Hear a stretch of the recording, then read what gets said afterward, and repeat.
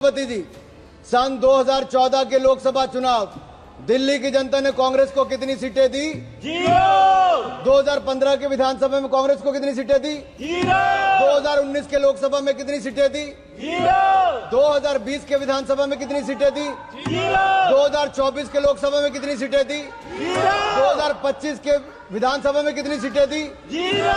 अगर ये जीरो का रिकॉर्ड बनाने का काम किसी ने किया है तो राहुल जी के नेतृत्व में कांग्रेस पार्टी ने किया है। धन्यवाद सभापति महोदय। मैं माननीय प्रधानमंत्री जी का आभार प्रकट करता हूं जिन्होंने बोलने का अवसर भी दिया और आज हम गर्व के साथ कह सकते हैं मोदी है तो मुमकिन है और ये मुमकिन करके दिखाया। इसका सबसे बड़ा सबूत ये बजट है, क्योंकि ये सिर्फ एक वार्षिक बजट नहीं, ये विकसित भारत का रोड मैप है और संकल्प से सिद्धि तक ले जाने का रास्ता है।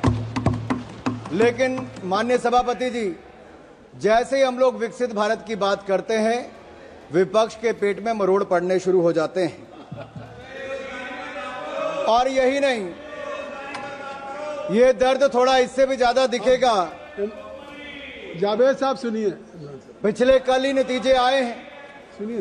और दिल्ली के चुनाव के नतीजों ने बताया कि दिल्ली वालों ने आपदा मुक्त दिल्ली कर दी है और ये कह दिया कि केवल नारा नहीं है, दिल्ली के दिल में मोदी है, ये करके दिखाया है। और दिल्ली वालों ने आपदा की लूट की खुली छूट, जो लूट और भ्रष्टाचार चारों ओर फैला था, आज उनको बाहर का रास्ता दिखाया है। दिल्ली में कमल का फूल खिलाया था। महान जनता ने, दिल्ली की महान जनता ने 10 साल के कुशासन और प्रदूषण को बाहर का रास्ता दिखाया। दिल्ली की जनता ने मोदी जी के विकास का मार्ग चुना है। आज मैं ये कह सकता हूं, आज अंधेरा छटा है, आपदा का बादल फटा है, दिल्ली के सौभाग्य का सूर्योदय हुआ है, क्योंकि दिल्ली में कमल खिला है, दिल्ली में कमल खिला है। यही नहीं, हमारे बड़े बुजुर्ग कहते हैं कि जब माता लक्ष्मी आपके ललाट पर आपका तिलक करने आए तो मुंह धोने ना चले जाएं, फटाफट अपना तिलक कराएं। और इसी तरह का अवसर किसी को गंवाना नहीं चाहिए। ऐसा ही मोदी सरकार ने अवसर दिया, जहां मां लक्ष्मी आप सबके द्वार आई है। 12 लाख तक कोई टैक्स नहीं लगेगा, इनकम टैक्स नहीं लगेगा, जो आज तक संभव नहीं हुआ। इसलिए तो कहते हैं मोदी है तो मुमकिन है, क्योंकि 12 लाख तक जीरो टैक्स कर दिया है। और मैं विपक्ष के मित्रों से कहना चाहता हूं, अब तो थोड़ा चेहरे पे मुस्कुराहट लाइए, पूरा देश खुश है भाई, आपको भी टैक्स नहीं देना पड़ेगा। मैं आगे बताऊंगा इंदिरा जी के समय क्या क्या होता था। आज भारत के 4 ग्रोथ इंजन तय हुए हैं, एग्रीकल्चर हो, एमएसएमई हो, इन्वेस्टमेंट हो या एक्सपोर्ट हो। और हमने जो विकसित भारत के लिए लक्ष्य तय किए हैं माननीय सभापति जी, वो भी सन 2047 तक शून्य गरीबी होगी, गरीबों को गरीबी से मुक्ति मिलेगी। वहीं पर 100% गुणात्मक शिक्षा दी जाएगी, हर व्यक्ति को अच्छी स्वास्थ्य की सुविधा और सस्ते दाम पर दी जाएगी। और वहीं पर श्रमिकों का कौशल विकास होगा और उचित उनको रोजगार के अवसर दिए जाएंगे। हमारे विकास की भागीदारी में महिलाओं को 70% उनका योगदान इकोनॉमिक एक्टिविटीज में होगा। और हमारे किसानों के दम पर भारत दुनिया की फूड बास्केट बनेगी, यानी कि food basket of the world हम भारत को बनाकर दिखाएंगे। माननीय सभापति जी, हमारा मानना है मध्यम वर्ग खुश तो देश खुश, किसान का सम्मान तो देश का सम्मान, गरीब का भला तो देश का भला।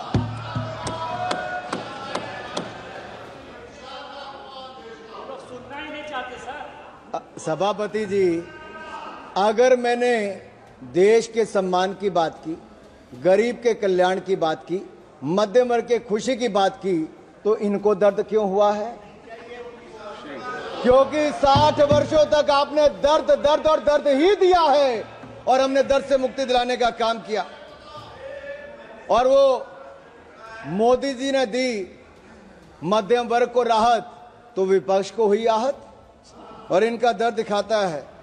ना इनको मध्यम वर्ग से मतलब है, ना ही गरीब से, और इनका तो वही घिसा पिटा पुराना टेप रिकॉर्ड चल रहा है।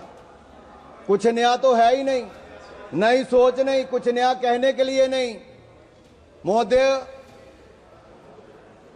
इस बार विदेशी चिंगारी ना होने का असर साफ दिख रहा है, और ये विपक्ष पर विदेशी चिंगारी ना होने का असर साफ दिख रहा है। उधर चिंगारी बुझी और इधर विपक्ष बुझ गया है। समझ रहे हैं ना आप? निशिकांत जी ने सुबह बताया भी था थोड़ा सा, और समझदार को तो इशारा ही काफी होता है। इनके जमाने में इनकम टैक्स का चाबुक चलता था, टैक्स टेररिज्म था, और ये टैक्स का चाबुक चलाने वाले हमसे पूछ रहे हैं कि आपने बजट ऐसा क्यों दिया है। और राहुल गांधी जी क्या कहते हैं? नेता प्रतिपक्ष कहते हैं, Rahul ji calls it as a band aid budget. अरे आप लोग घाव देते रहे, हम घाव भरते रहे। Late me say this is not a bandage budget, this is a booster budget, this is a booster budget, this is a booster shot. और जो कहते हैं कि पैराडाइम शिफ्ट की बात करते हैं, माननीय सभापति जी मैं कहना चाहता हूं पैराडाइम शिफ्ट तो आया है। यूपीए के समय स्कैम भारत था, आपके समय 2G स्कैम हो, कॉमनवेल्थ गेम्स स्कैम हो, अंतरिक्ष देवास स्कैम हो, कोल स्कैम हो, अगस्ता वेस्टलैंड स्कैम हो, स्कैम पर स्कैम था। और ये स्कैम भारत से आज सक्षम भारत की ओर कोई लेकर आया है तो नरेंद्र मोदी जी लेकर आए हैं। आज हम बात करते हैं एस्पिरेशनल इंडिया की, स्टार्टअप इंडिया की, विकसित इंडिया की, खेलो इंडिया की। अभी दयानिधि मारन जी खेलो इंडिया की बात कर रहे थे, वो अपने राज्य के खेल मंत्री की बात तो की, ये नहीं बताया कि मोदी जी ने खेलो इंडिया दिया था और तमिलनाडु में कराने का निर्णय हमने लिया था। उस समय मैं ही खेल मंत्री था, मोदी जी ने लिया था। And let me say this to each and everyone, aspirational India will not sit until we make India विकसित। और ये विकसित भारत हम बनाकर रहेंगे। हमारी एक नहीं अनेक योजनाएं उसी दिशा में है। कांग्रेस के समय जब बजट था तो एक फैमिली के वेलफेयर के लिए था। आज मोदी सरकार का बजट नेशनल वेलफेयर के लिए, नेशनल वेलफेयर के लिए। इनके लिए परिवार प्राथमिकता थी, हमारे लिए देश प्राथमिकता है। और इसीलिए आज लगातार हम लोग आगे बढ़ रहे हैं। मुझे पता है आप लोग मिडिल क्लास के नाम पे, आपके चेहरे पे दर्द क्यों दिखा। ये दर्द जो झलका है ना साहब इनका, इनके लिए मिडिल क्लास के वर्ग, टैक्स पेयर, इनकी तिजोरी भरने वाला था। टैक्स तो मिडिल क्लास देता था, घोटालों में कांग्रेसी पैसा खा जाते थे, एक के बाद दूसरा स्कैम करके दिखाते थे। इन लोगों के लिए मिडिल क्लास इनकी तिजोरी भरने वाला है। हमारे लिए मोदी जी के लिए मिडिल क्लास ग्रोथ पार्टनर है, देश के विकास का भागीदार है। इनके समय टैक्स टेररिज्म था, टैक्स कलेक्शन, उस पर प्रेशर बनाया जाता था। हमारे समय टैक्स में राहत दी जाती है और साथ ही साथ टैक्स कलेक्शन बढ़ाकर भी दिया जाता है। One nation one tax, GST लाने का किसी में दम था तो प्रधानमंत्री नरेंद्र मोदी जी लेकर आए। आज रिकॉर्ड जीएसटी कलेक्शन है साहब, 1,75,000 करोड़ रुपया औसतन हर महीने का टैक्स कलेक्शन है। उसका सबसे बड़ा लाभ राज्य की सरकारों को मिल रहा है।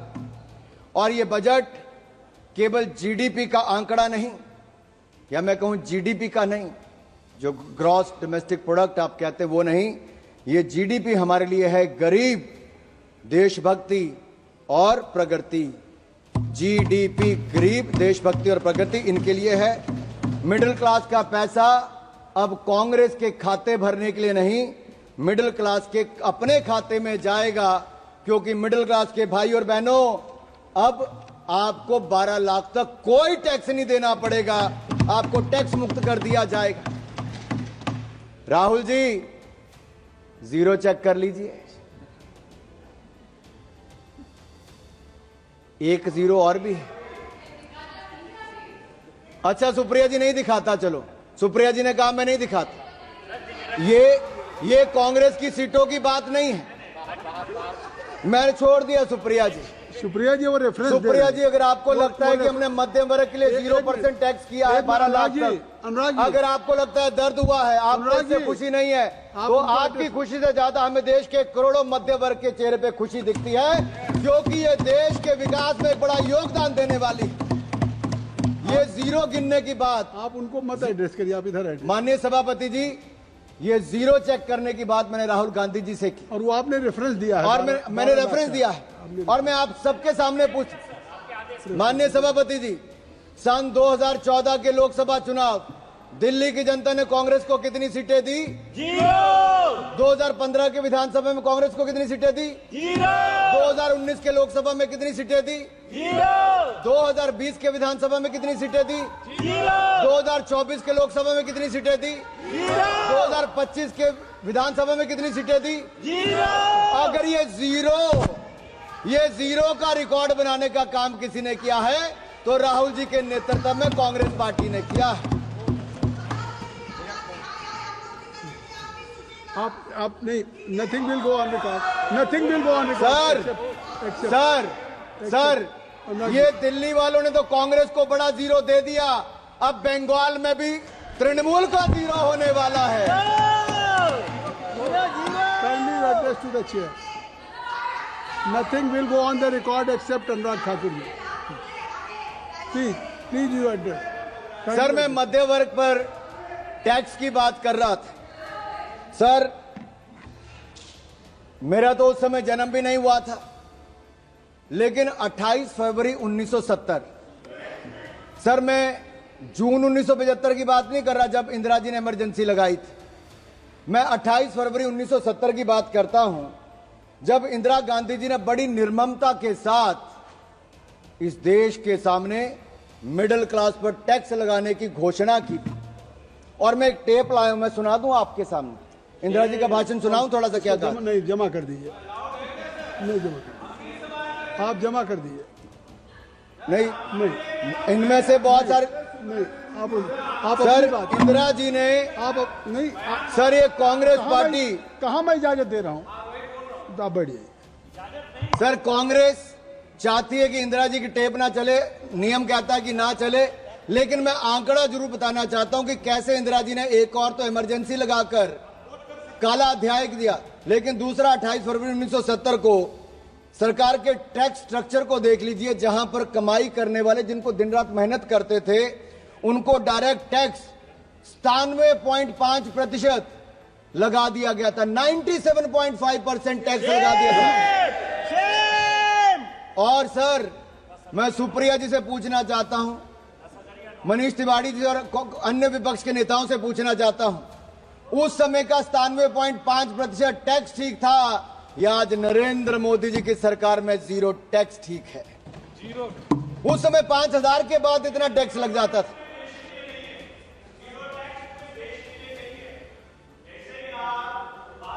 रिकॉर्ड में नहीं जा रही।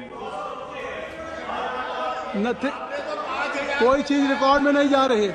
Nothing will go on record except Anurag Thakur ji speech. Please आप कहिए। माननीय सभापति जी, आप उधर क्यों देखते हैं? माननीय आप सभापति, इधर देखिए। मैं आपको ही कह रहा हूं, माननीय सभापति जी, ये मनीष जी का दर्द बहुत झलका, क्योंकि इनकी आमदन 12 लाख से ज्यादा हो सकती है, मैं उस पर टिप्पणी नहीं करूंगा, लेकिन जो करोड़ों लोगों की 12 लाख तक की आमदन है, मैं पूरी जिम्मेदारी के साथ कहता हूं 12 लाख तक कोई टैक्स नहीं देना पड़ेगा, जीरो टैक्स है।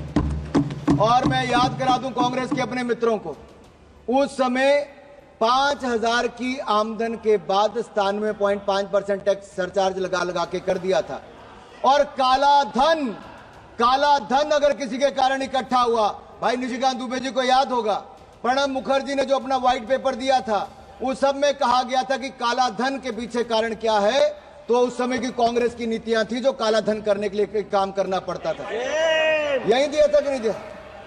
अगर ये सब इनके समय, सर हम तो देश के लोगों को ईमानदारी से टैक्स देने की बात कर रहे हैं और देश के टैक्स पेयर का धन्यवाद करते हैं, वो ईमानदारी से टैक्स दे रहे हैं, तो आज जाकर जनता को पक्का मकान भी मिल रहा है, शौचालय भी मिल रहा है, पानी भी मिल रहा है, अनाज भी मिल रहा है, ये मिल रहा है क्योंकि एक ईमानदार सरकार नरेंद्र मोदी जी के नेतृत्व में चल रही है।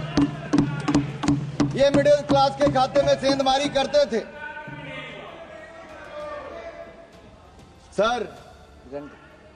सर लीडर ऑफ ऑपोजिशन है नहीं, शायद वो आलोपित हो गए हैं, मैं इस पे नहीं कहूंगा। सर वो बार बार सर बैठे बैठे मत टिप्पणी करिए जावेद साहब।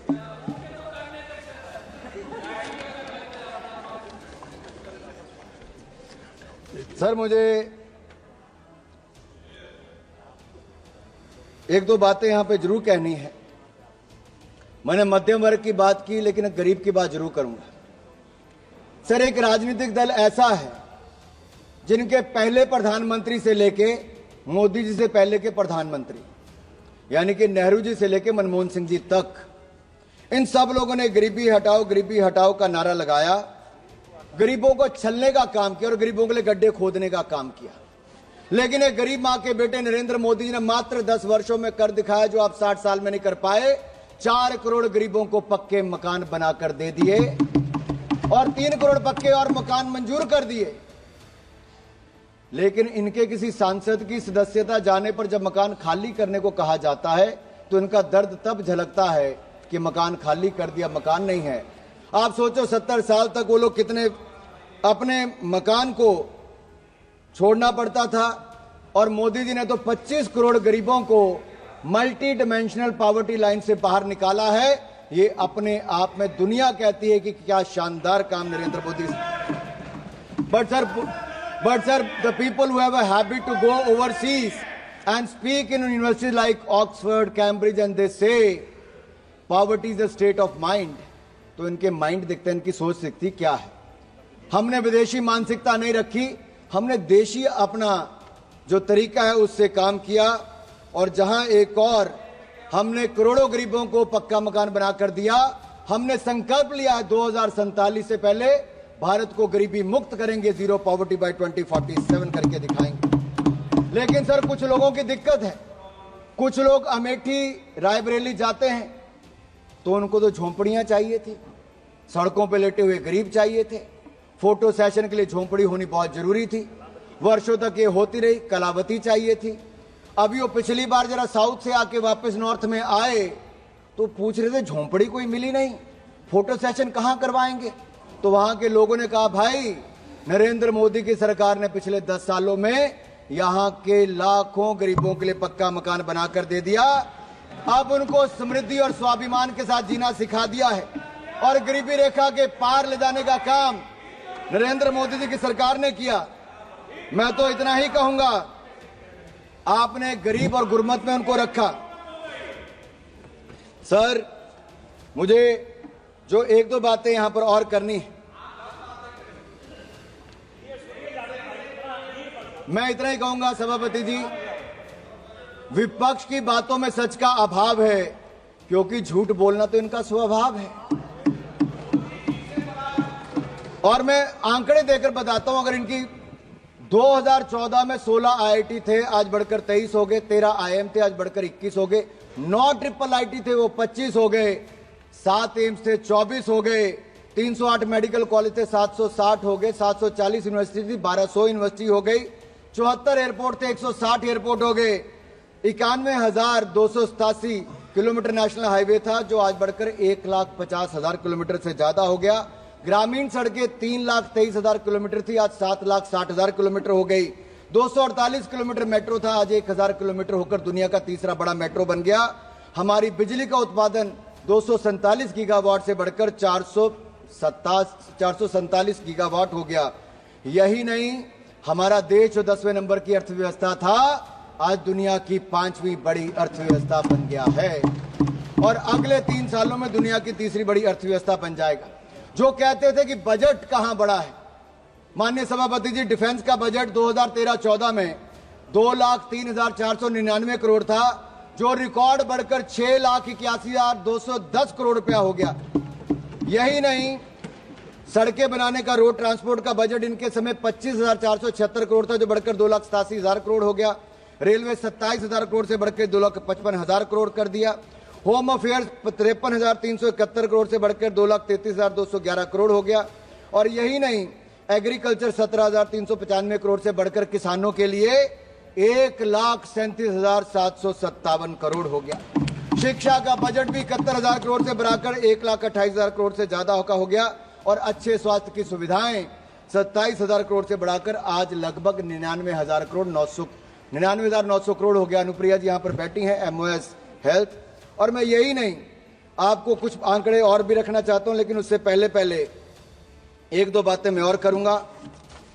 जहां एक और गरीबों के उत्थान के लिए हमने काम किया है, वहीं पर न्यूक्लियर एनर्जी मिशन के लिए 2047 तक 100 गीगावाट हमारी कैपेसिटी हो, तो न्यूक्लियर पावर कैपेसिटी प्राप्त करने के लिए स्मॉल मॉड्यूलर रिएक्टर के निर्माण के लिए 20,000 करोड़ रुपए का प्रावधान भी किया है। और सन 2033 तक हमारे 5 इंडिजिनियस स्मॉल मॉड्यूलर रिएक्टर बनकर तैयार हो जाएंगे। यही नहीं सर, विपक्ष के कुछ नेताओं ने और विशेष तौर पर राहुल गांधी जी ने कहा कि उनको कुछ दिखता नहीं है। सर, ना उनको युवा दिखते हैं, ना युवाओं की उद्यमिता दिखती है। और मैं यही नहीं, ये लोग आइवरी टावर में रहते हैं, जहां खड़े वहीं के वहीं खड़े हैं। इनकी एक अलग अपनी दुनिया है साहब। ये ठहरे हुए पानी की तरह हैं, जिनको सड़ना मंजूर है लेकिन प्रवाहित होना मंजूर नहीं है। हमने तो मोदी जी के नेतृत्व में जो अभी आंकड़े बताए कि 2014 में भारत कहाँ था और आज 2025 में भारत कहाँ है। यही नहीं, हमारे युवाओं के पास नए आइडियाज हैं, इनोवेशन है, रेजोल्यूशन है, सॉल्यूशन है। लेकिन मैं एक सवाल इनसे पूछता हूं, 2014 से पहले स्टार्टअप कहां था? मोदी जी को युवाओं पर विश्वास था तो स्टार्टअप इंडिया लेकर आए। आज जितने कांग्रेस के सांसदों की आंकड़ा नहीं है ना, उससे ज्यादा भारत के यूनिकॉर्न का आंकड़ा 117 यूनिकॉर्न आज भारत में है। लेकिन कांग्रेस तो एक ही को स्टार्टअप करने में लगी रही। साहब, कितनी बार लॉन्च किया, ऐसा स्टार्टअप था कि वो पास ही नहीं हो पाया, बार बार फेल हो गया। और यही नहीं, अब तो हमारा प्रयास है, जहां एक और 1.5 लाख से ज्यादा स्टार्टअप्स बन गई। फर्स्ट टाइम एंटरप्रेन्योर्स की कैटेगरी के लिए जहां 5 लाख महिलाओं को, SC ST को अब 2 करोड़ रुपए तक का टर्म लोन देने का काम मोदी सरकार करेगी। एक बहुत बड़ा कदम। इससे पहले मुद्रा योजना हो, स्वनिधि हो या emergency credit line guarantee scheme हो, इन सब के माध्यम से बैंकों ने शानदार काम किया। लेकिन यूपीए के समय पॉलिसी पैरालिसिस तो थी, साथ में फोन बैंकिंग भी थी। क्योंकि मनीष जी ने अभी कहा कि पॉलिसी पैरालिसिस इनके समय था, फोन बैंकिंग भी थी। 12 में से 11 बैंक घाटे में थे, PCA फ्रेमवर्क में थे। हम 4R लेकर आए और हमने बैंकों को सुधार किया। आज 12 के 12 बैंक मुनाफे में हैं। अकेला SBI 66,000 करोड़ रुपए का मुनाफा कमा रहा सर, 66,000 करोड़ का। यही नहीं सर, अगर आप देखिए, हम सर, मुझे 4-5 मिनट में खत्म कर दूंगा sir. If today we have to say, we can say Congress is anti business, anti entrepreneur and anti youth party. Sir, मैं एक आपके माध्यम से देश समाज के सामने, संसद सदन के सामने एक बात रखना चाहता हूं। AI की बात की गई, क्या AI केवल आर्टिफिशियल इंटेलिजेंस की बात है? मोदी ने कहा हम तो एस्पिरेशनल इंडिया को आर्टिफिशियल इंटेलिजेंस के साथ जोड़कर देख रहे हैं। लेकिन AI एक एंटी इंडिया सोच के लिए भी है। सर, वो लोग जो सेंसेक्स के गिरने पर सेलिब्रेट करते हैं, झूमते हैं, जो फाइनेंशियल इंस्टीट्यूशन को डैमेज करने के लिए लगातार प्रयासरत रहते हैं, जो भारत के नुकसान करने की बार बार कोशिशें करते हैं, जो भारत को बदनाम करने का प्रयास करते हैं, क्या आपको लगता है देश के लोग कभी उनके साथ खड़े होंगे? ये AI जो है ना, एंटी इंडिया वाले, इनके साथ कभी कोई खड़ा नहीं होगा। और सर, एक गठबंधन भी बड़ा था। वो कहते हैं ना, 7 फेरे भी लेने हो तो सत्यता, समर्पण और प्रेम ना हो तो वो 7 जन्म का साथ भी नहीं चलता, 7 महीने भी नहीं चलता। और यही इंडी गठबंधन के साथ वो आज तार होता नजर आ रहा है। आज छोटे छोटे दल भी कांग्रेस को कहते हैं कि इनका नेतृत्व हमें नहीं चाहिए। यही नहीं सर, लीडर ऑफ ऑपोजिशन के लिए, नेता प्रतिपक्ष के लिए मैंने पहले भी कहा था कि नेता प्रतिपक्ष का पद जिम्मेदारी और ईमानदारी का है। लेकिन इनसे जिम्मेदारी और ईमानदारी की उम्मीद करना वैसा ही है जैसे किसी बिल्ली को दूध की रखवाली करने के लिए बोल दो सर। और यही नहीं सर, हमने सेमीकंडक्टर को लेकर आए, बड़ी बड़ी हजारों करोड़ की इन्वेस्टमेंट आई, एस्पिरेशनल इंडिया को, आर्टिफिशियल इंटेलिजेंस को भी आगे लेकर आएंगे। सर मैं 2 मिनट में बस खत्म कर रहा हूं। आर्टिफिशियल इंटेलिजेंस का इस्तेमाल मोदी जी भारत के सशक्तिकरण के लिए करना चाहते हैं, लेकिन विपक्ष के एक नेता इसको विभक्तिकरण के लिए करना चाहते, क्योंकि वो एआई का उपयोग कास्ट सेंसस के लिए करना चाहते हैं, जो आज भी जात पात से बाहर ना आना चाहते हो। अभी एक सांसद ने भाषण दिया, उन्होंने केवल एक क्षेत्र की बात करके छोड़ दी सर। आज भी क्षेत्रवाद जातवाद के नाम पर अगर विपक्ष देश को बांटने का प्रयास करेगा, और कांग्रेस के एक सांसद ने पिछले सत्र में भी, पिछले जो हमारा सदन था उसमें भी कहा था कि दक्षिण भारत के लिए कर दीजिए, वहां की जनता ने भी उसको वापस चुनकर नहीं भेजा, क्योंकि देश एक रहना जानता है और मोदी जी के नेतृत्व में एक रह के आगे बढ़ना चाहता है। मैं राहुल गांधी जी ने कहा कि देश के फिस्कल डेफिसिट की बात की, मैं ये कहूंगा राहुल जी आप फिस्कल डेफिसिट से ज्यादा अपने पॉलिटिकल डेफिसिट की चिंता कीजिए। फिस्कल डेफिसिट की चिंता मोदी जी कर लेंगे, दूसरे का मुझे पता नहीं। और यही नहीं सर, आज जो दिल्ली में केजरीवाल जी के साथ राहुल जी इल्लू इल्लू कर रहे थे ना, वो 70 में से 67 सीटों पर उनकी जमानत जब्त हो गई, खाता खुल नहीं पाया। और मैंने पहले भी कहा था डबल डेटिंग करने वालों का हाल वो आज यहां पे नजर आ गया है। और राहुल गांधी जी के आइडियाज और विपक्ष के आइडिया को विपक्ष ने कृपया समाप्त, देश ने माना नहीं। सर ये आखिरी 2 लाइनें कह के मैं खत्म कर रहा हूं सर, क्योंकि सर मैं इतना ही कहूंगा, उन्होंने आंकड़े दिए हैं ना, आज देश और दुनिया में सर एक बहुत बड़ा आयोजन चल रहा है, वो है दिव्य और भव्य महाकुंभ का। भक्ति, अध्यात्म और सामाजिक समरसता से ओत प्रोत भारत का दर्शन करने का इससे अवसर मिलता है। सर मुझे भी परसों जाने का अवसर मिला, मैंने भी कुंभ में स्नान किया। मैं इस अलौकिक आनंद का वर्णन नहीं कर सकता। वैसे वहां के माहौल के बारे में एक बात जरूर मैं कर सकता हूं कि जात पात पूछे नहीं कोई, हरि को भजे सो हरि के होई। धन्यवाद। कहने के लिए सर प्रयागराज में कुछ लोग कहते हैं कि उनके पुरखों ने, जैसे मान लीजिए जवाहरलाल नेहरू जी ने कुंभ में स्नान किया था, लेकिन आज की पीढ़ी जाने के लिए तैयार नहीं है। हालांकि जाते तो अवसर मिल जाता स्नान करने का भी, भारत के दर्शन करने का भी, दादाजी की समाधि पे फूल चढ़ाने का भी। और यही नहीं, हाँ हो सकता है सर अंकल सोरोस और अंकल सैम ने मना किया हो, कृपया समाप्त और फतवा जारी कर दिया हो कि ना कोई रामलला के दर्शन करने जाएगा, ना कोई कुंभ स्नान करने जाएगा। सर ये वही है जो दिल्ली के चुनाव में जिनके, कृपया समाप्त करें। Sir, don't cut my time, sir. कृपया समाप्त करें, कृपया समाप्त कर दिए। सर मैं बजट समाप्त कर दें। सर मैं समाप्ति कर रहा हूं। सर मैं इतना ही कहूंगा, काफी बात आपकी। सर ये लास्ट लाइन कह के कर रहा हूं कि जहां हम भारत की क्षमताओं को बढ़ाने का काम कर रहे हैं, वहीं पर जब हमने बिहार के बारे में बात की कि मखाना बोर्ड वहां पे बनाएंगे, तो जो लोग वहां जाके दूसरों के साथ मटन बनाने का काम करते थे, मखाना बोर्ड पर उनके चेहरे मुरझा गए। ऐसा क्यों है सर? सर ग्रीनफील्ड एयरपोर्ट की बात हमने बिहार के लिए, तो उसका विरोध करना शुरू कर दिया। कोसी कनाल प्रोजेक्ट की बात की, national institute of food technology की बात की, तो उस पर भी सर मैं ये कहूंगा कि मोदी सरकार का ये बजट जो है वो विकसित भारत बनाने के लिए है, वो उसी दिशा में आगे बढ़कर है। और पूरे देश ने मोदी जी के इस बजट का स्वागत किया है। आपने मुझे बोलने